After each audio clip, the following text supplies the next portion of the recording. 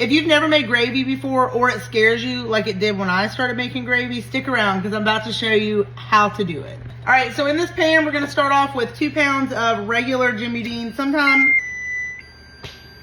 the oven wants to be the main character. Go on, girl. Anyway, sometimes I use a hot and sometimes I use a regular together, but this is what I have on hand, so this is what we're using. It's going in the pan. We're gonna cook this until it is completely cooked through, but don't drain the grease when you're done. Normally with Jimmy Dean sausage, there's not a lot of grease left over, but you are gonna use it to make your gravy. All right, while this sausage is going, we're gonna go ahead and make the biscuits. And that there is my super secret biscuit recipe, because your girl here does not make biscuits, okay? Well, I tried to make them one time and they came out like hockey pucks. I don't know what I did wrong, but the sausage is done cooking. Now we're gonna add in half of a stick of butter. Like I said, leave whatever grease is in there. There's not a lot, but now we're gonna add half a stick. And then my absolute favorite spoon. Somebody told me this wasn't a spoon and it was a spatula. I don't give 2 shits what you call it. I love it. Right now I have my heat on medium. I'm gonna turn it down to low.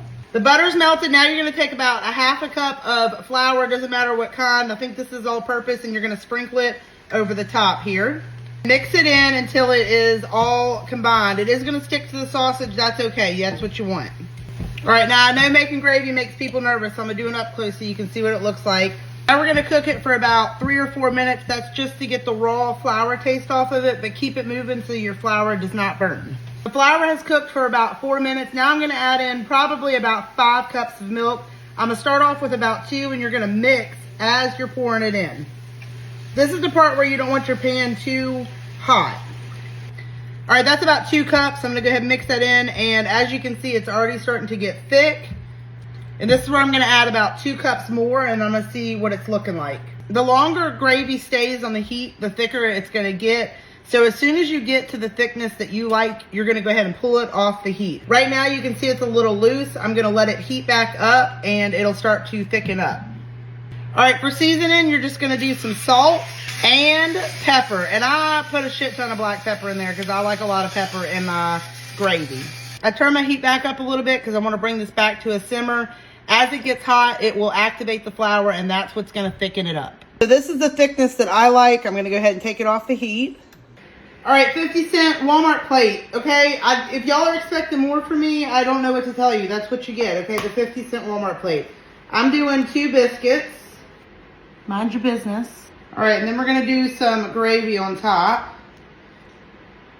All right, and then I'm making a plate for baby girl. She's doing the taste test. I broke her biscuit into bite-sized pieces for her. All right, baby girl's gonna do the taste test. We gotta wait for it to cool off. Tell me when you're ready. All right, let's go.